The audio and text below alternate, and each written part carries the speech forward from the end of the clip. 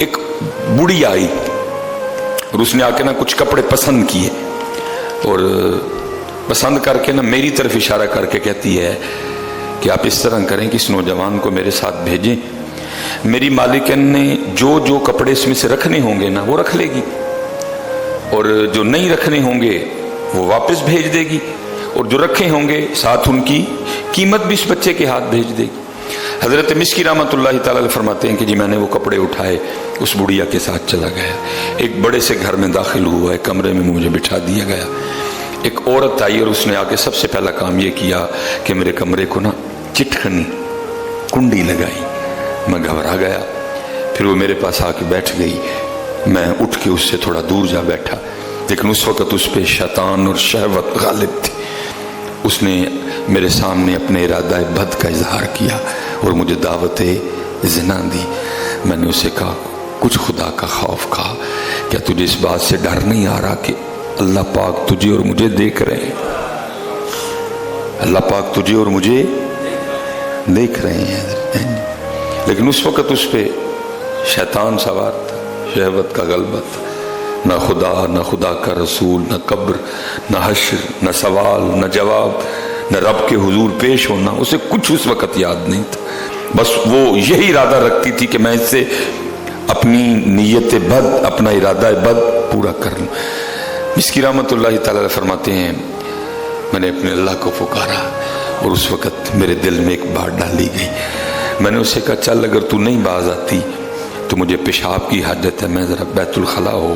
اس نے کہا، حضرت مسکی فرماتے ہیں کہ جب میں بیت الخلا میں گیا نا تو وہاں ظاہر گندگی انسانی غلاظت پڑی ہوئی تھی، فرماتے ہیں میں نے بڑا حوصلہ کر کے نا وہ غلاظت اٹھائی اور اس کو اپنے چہرے اور اپنے جسم پہ نا مل لیا۔ ہائے ہائے ہائے، آج اتنا برا حال ہے حضرت، ہم موقع ڈھونڈتے پھرتے ہیں کہ کوئی گناہ کا موقع ملے، لیکن کیسا سونا دور تھا کہ گناہ سے بچنے کے لیے انہوں نے اپنے منہ اور سارے جسم پہ انسانی پخانہ، انسانی غلاظت مل لی۔ آپ فرماتے جب میں باہر آیا نا تو مجھے اس حال میں دیکھ کے پاگل پاگل کا شور مچا اور وہ کنڈی کھول کے نا بھاگ گئی۔ میں بھی باہر نکلا، ایک باغ میں پناہ لی، وہاں میں نے اپنا سارا کچھ جو ہے نا اس کو دھویا، اپنے رب کا شکر ادا کیا، یا اللہ تو نے بچا لیا۔ حضرت مسکی فرماتے ہیں جب میں رات کو سویا نا تو خواب میں کیا دیکھتا ہوں کہ کوئی میرے چہرے اور میرے جسم پہ اپنا ہاتھ پھیر رہا ہے، خواب میں میرے چہرے اور میرے جسم پہ اپنا ہاتھ، اور خواب ہی میں مجھے پوچھ رہا ہے کیا تو جانتا ہے کہ میں کون ہوں؟ حضرت مسکی فرماتے ہیں کہ وہ خواب ہی میں مجھے پوچھ رہا ہے، ساتھ جو چہرے اور جسم پہ ہاتھ پھیر رہا ہے ساتھ پوچھ بھی رہا ہے کیا تو جانتا ہے میں کون ہوں؟ فرماتے ہیں میں نے تو سوال کا جواب نہیں دیا، خود سوال کر کے خود ہی جواب دیتے ہیں، وہ کہتے ہیں میں اللہ کا مقرب فرشتہ جبرائیل امین ہوں۔ فرماتے ہیں جب میں صبح اٹھا نا تو میرے سارے جسم سے کستوری کی خوشبو آ رہی تھی۔ فرماتے ہیں یہ حضرت جبرائیل امین کے دستے مبارک کی برکت ہے حضرت۔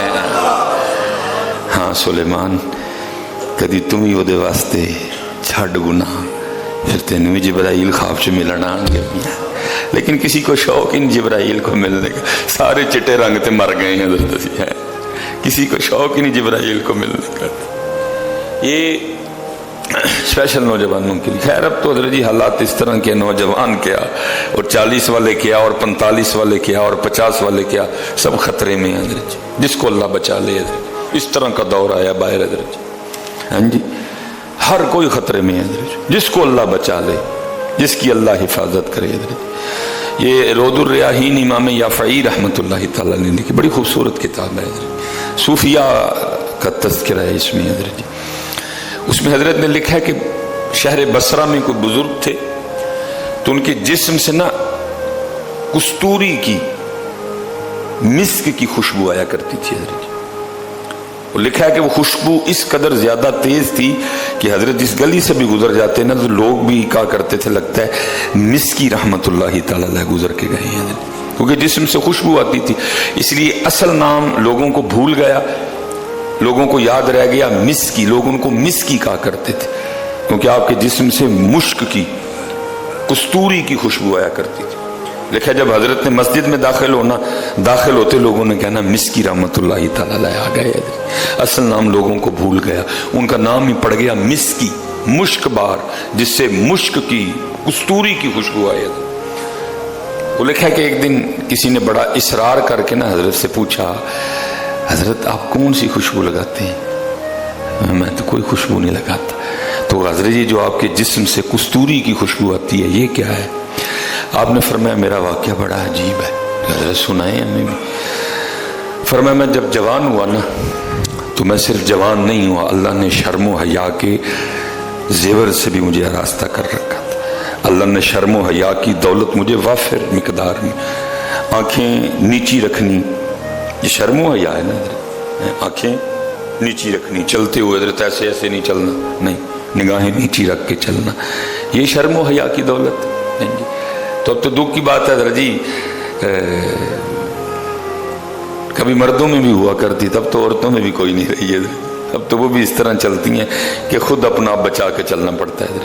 वैसे तो सफ़र पे रहते हैं, बड़ी कम नौबत आती है कि कभी किसी गली से गुजरना पड़े, अगर गुजरना पड़े तो भाई खौफ आता है, हो क्या गया। और कभी ये दौलत मर्दों के पास भी हुआ करती थी कि वो अपनी निगाहें नीची रख के चला करते थे। मिस्की रहमतुल्लाह तआला कहते हैं वालिद साहब भी साले थे और उनका नेक होना मुझ पे भी असर अंदाज हुआ।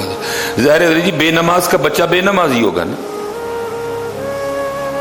ठीक है जी, अक्सर व पेशतर, और जो नमाजी है अक्सर व पेशतर उसका बच्चा भी नमाजी होगा, क्योंकि उसको फिक्र होगी कि भाई मैं अपने बच्चे को भी नमाज के लिए कहूँ।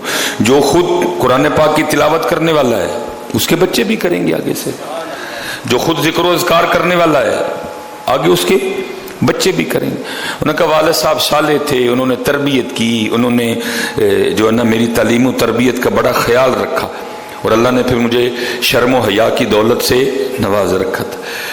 हजरत मिस्की रहमतुल्लाह तआला फरमाते हैं मैं एक दुकान पे ना, कपड़े की दुकान पे काम करता था, हस्बे मामूल मैं दुकान पे काम कर रहा था।